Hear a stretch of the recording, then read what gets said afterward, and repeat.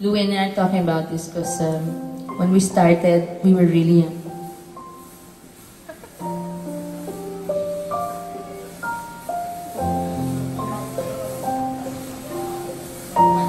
Yeah. Before we say goodbye, ladies and gentlemen, I just really want to thank you all very much. Paalisin po kami dito, may time limit. Oh, I wish I could stay longer pa.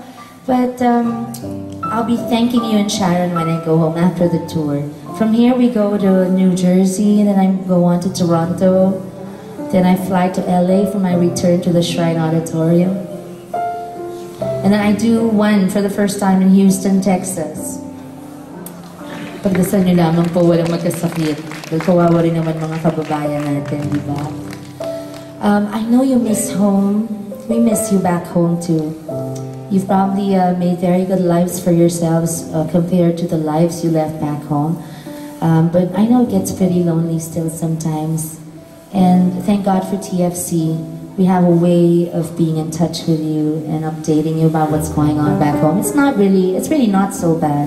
Still the best country for you guys to retire in, right? Yeah, Philippines. I wouldn't want to live elsewhere, actually. So, I just really want to thank each and every one of you in the audience now. Each and every one of you in the back. Everybody here. I love you too very much. Thank you. You don't know how much this night means to me. It's been a 31 actually year journey, and you have never left me alone. I grew up before your eyes. We probably grew up together. And my life has been such an open book to you, because in Manila they won't let some books stay closed. But you've been so good to me, and God has really blessed me with an audience such as you. Listeners and supporters and friends over 3 decades of music and movies and fun and laughter and tears. You've really helped me stand up through the most trying times in my personal life. As long as you want me here, I'll be here for you. Thank you for the 30 beautiful, wonderful years you've given me. Mula po sa kaibuturan ng aking puso, maraming salamat po at mahal ko po kayong lahat. And remember, this is my promise to you. Pagdating ng araw, ang iyong buhok ay puputi na rin.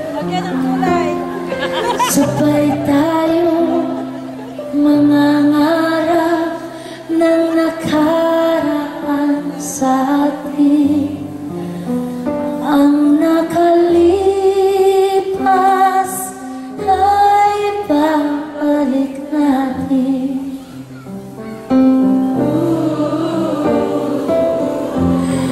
Ipapaalala ko sa inyo ang aking pangako na pag-ibig ko'y laging sa inyo.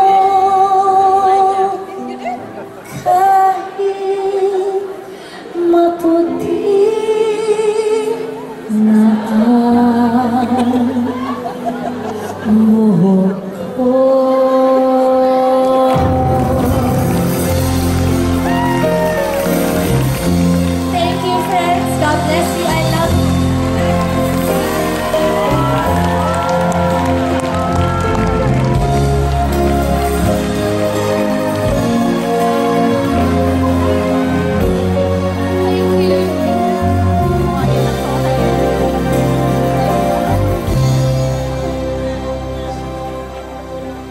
Kung minsan ang pangarap habang buhay itong hinahanap,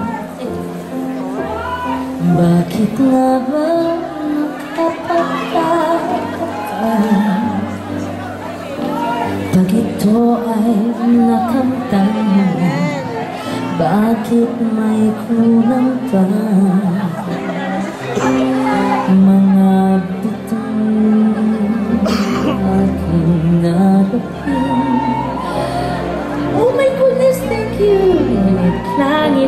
aminin ang iyong piling.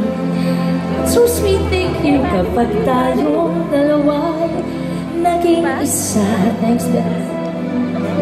Kahit na ilang laksang bituin, kayang kantayan